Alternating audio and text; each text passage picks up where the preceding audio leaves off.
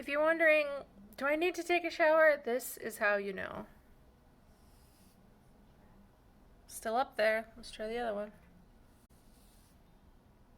Yep, shower time. So I mentioned yesterday that I've read some romance audiobooks.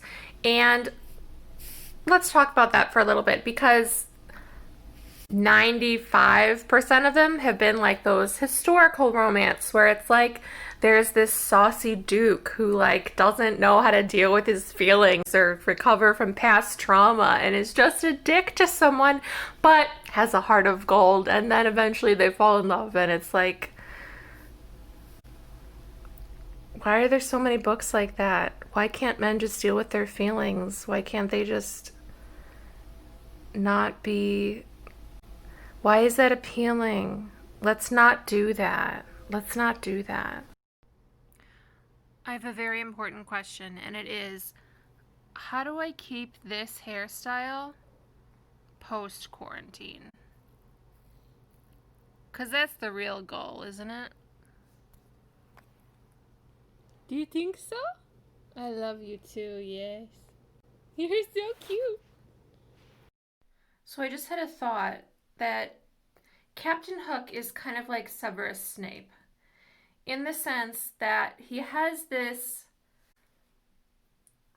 like never-ending beef with this 12-year-old kid that he just can't let go of. And like he could be pirating in other coves and yet he's just gonna, why does he stay? Why? I mean, I get that like Neverland isn't huge, but like use your imagination, sail somewhere else, move on with your life. Excuse me, ma'am. No, no. Yes, stop it. Mommy says no, you have to listen to Mommy today. It's Mother's Day. Did you know that? Yes. Stop. Listen to Mommy. Is. Stop it. Leave it alone. Is, you gotta listen to Mommy today. Is. Don't do that. Okay, so here's something weird about dreams that I just want to talk about. So, what are dreams? They're so weird.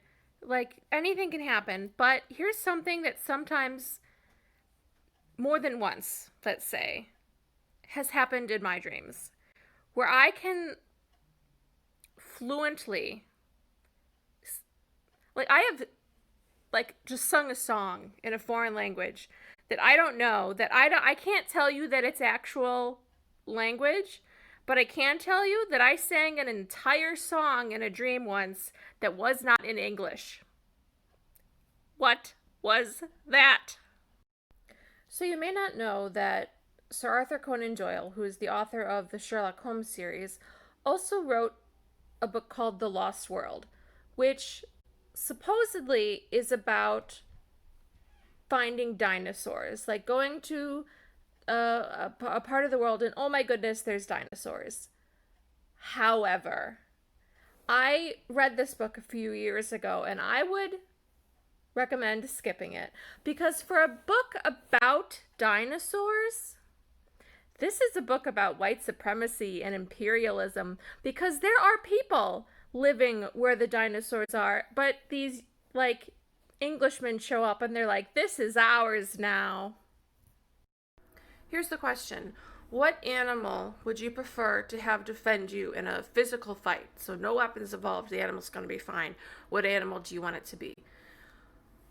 Most of you are probably thinking something like lion or bear, but you are incorrect. The correct answer is ostrich. Because if you were about to be in a fight and you're like, hold on, there's this animal that's going to come in, fight instead of me, and it's an ostrich, you've got the shock factor. And then you can get out of there. And then the ostrich is going to go attack them. They're not going to stick around to see what that is like. They're gone.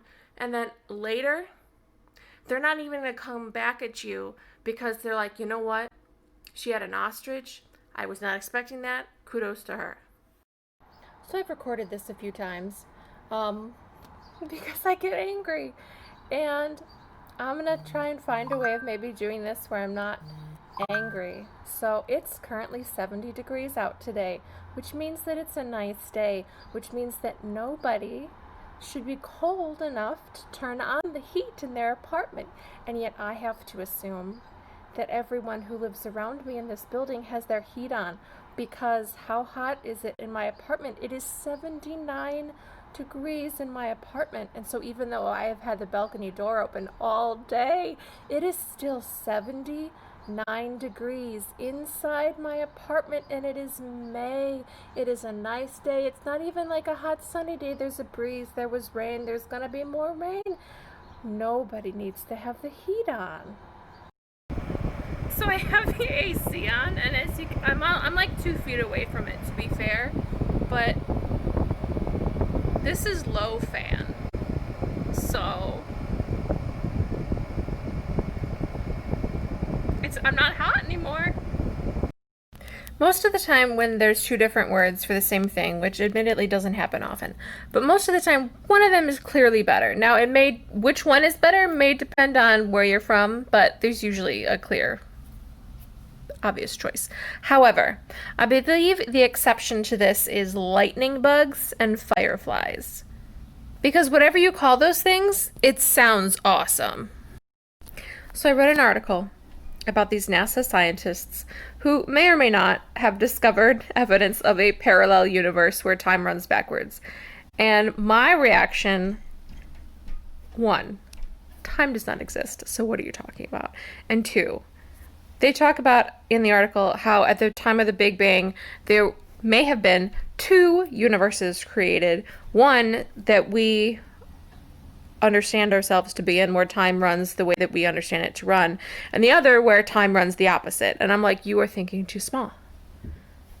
You are limiting yourself to 2 universes. Isn't the whole idea of the multiverse is that there are unlimited universes? Get in the game, NASA.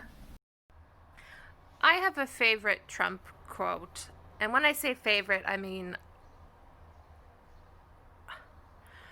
and it's from a while ago, so it's stuck around as my favorite, and it's about Puerto Rico, in the aftermath of Hurricane Maria, and he's asked why it is so hard for him to provide relief and support, and he says, and I quote, "Puerto Rico is an island surrounded by water, big water, ocean water." I am someone who at work is very neat, tidy, organized, mostly enough. But at home, that is not the case. I am not a tidy person at home. So, like, my cat knows something is up if I'm cleaning. She's like, who's coming over? What is happening? What is going on? That's just things are how they are. And if that for you is the case, or if something similar for you is the case, where it's just not maybe how other people see you, or how you are in different situations, you know what? You are who you are. It is what it is, one step at a time. Okay, I have recorded this several times, trying to get it all within 1 minute, and I don't think it's going to happen, so you're just going to have a little bit longer video today. So, I've been trying to think of something I've learned about myself during this time. And for me, this time has been since January, because I was laid off in January. So I've been home much more often than usual since January. So the way that you're feeling now about being stuck at home, that's where I was at 2 months ago. So that's like beginning of March. And I was like, now remember, at that time I could still go out and meet with people and such, but I was like, I'm at home every day doing pretty much the same things every day. There's only so many books I can read. There's only so much Netflix I could watch. Now, as it turns out, I could read more books, and I could watch more Netflix, and I have. But the point is, it's like the beginning of March, and the cabin fever is setting in. I'm like, I need to get out of here. I need to just be outside more. And it was warming up then, so like, I'll just spend some time in the afternoon at the library, just whatever, anything to just not be in the house anymore. And then a week or two later, the stay-at-home order was put in place, and so that couldn't really happen pretty much at all, other than like once a week to the grocery store. So what did I do? Because, you know, I'm already at the point where I'm like, I can't just be home anymore. So I started making these videos, and I didn't really intend for them to be daily videos, and at first they weren't. As I was saying, I didn't at first intend them to be daily videos. It wasn't like, oh, I'll just make daily videos. I just happened to have a thought that I just happened to want to share, and I was like, well, I could tell my cat this, or I could record it and share it with people. So I did that, and then I was like, I like this, and then I started doing it daily because it was a way of thinking creatively.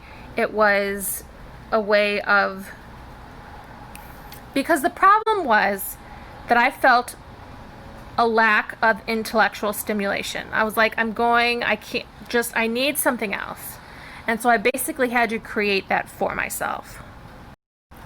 So really, the point of all this is that what I've learned about myself is that I need to have a creative way of sharing thoughts. Now, for a while in my life, a while ago, that was being in theater. And then it was writing and journalism. And now it's this. And I'm not saying that this will be as long term as either one of those, but it's currently, I think, fulfilling that same need. I am not someone who is good at taking in visual details. I'm much better if it's something I'm reading or something I'm listening to, with the exception of if what I'm reading is a description of something visual. So if you are trying to describe to me what an object looks like, I'm sure you're trying, but I have no idea. Or if I'm reading a description of like a landscape, like in the Lord of the Rings books, so much of that is describing where they are looks like. Now, I'm a smart gal. I like to read, but I had no idea where they were. What is the way to talk about the conspiracy theory about how Bill Gates wants to use the coronavirus in order to microchip people, while believing that it is inherently immoral for a person to accumulate hundreds of billions of dollars? I am a person of the eat the rich mentality, and yet Bill Gates is not trying to microchip you. And yet 50% of regular viewers of Fox News believe this. I do not. But you shouldn't trust billionaires. Now, how do I say that without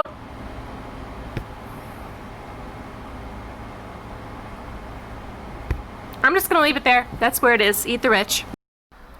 Is there anyone who hears Jackson Hole, Wyoming, and doesn't think of Mr. Feeney's brief retirement where he went fishing in Jackson Hole, Wyoming?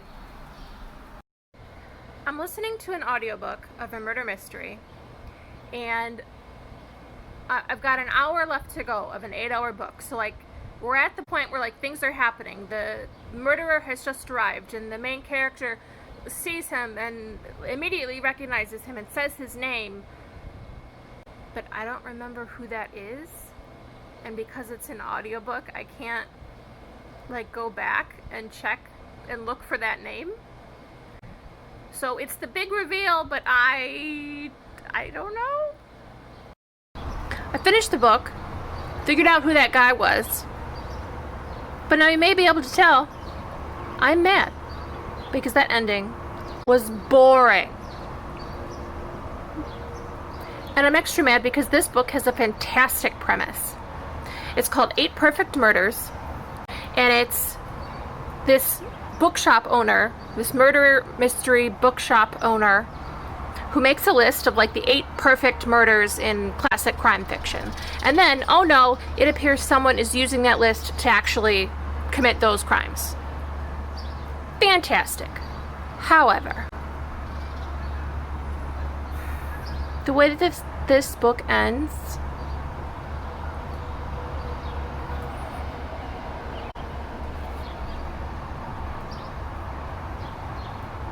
boring. I should also say that I am extra mad because I read one of the books on that 8 perfect murder list in preparation of reading this book.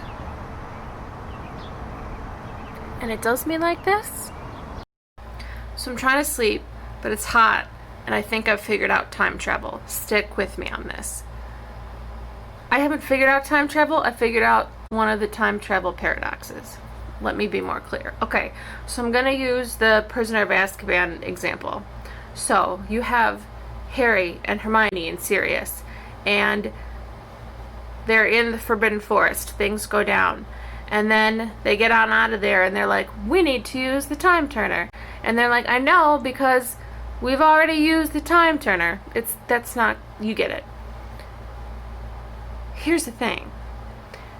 The paradox is that if this is the first time, how has Harry already done the Patronus? The answer is that the first time is the alternate timeline. How can that be? Well, you have to think of it this way. Because if it's not the alternate timeline, then Harry can't do the Patronus. But he did do the Patronus, so it is the alternate timeline. So really, the timeline in which that does not happen is gone. That's the real alternate timeline, because now you have a new one. And you can't continue to walk down this road because it doesn't make sense, but time travel. There's one thing that's always bugged me about the casting in the Harry Potter movies, and I get why they did it, but it bugs me. So, whenever Harry sees like visions of his parents, they're like in their like late 30s. Because that's the age that they would be if they were still alive. But they died when they were 21. They got married very young, had a kid very young. They were 21 when they died. So when he sees them, they should be 21. And I get that it would be weird. A teenager has a vision of his dead parents and they're 21. But that's how old they were.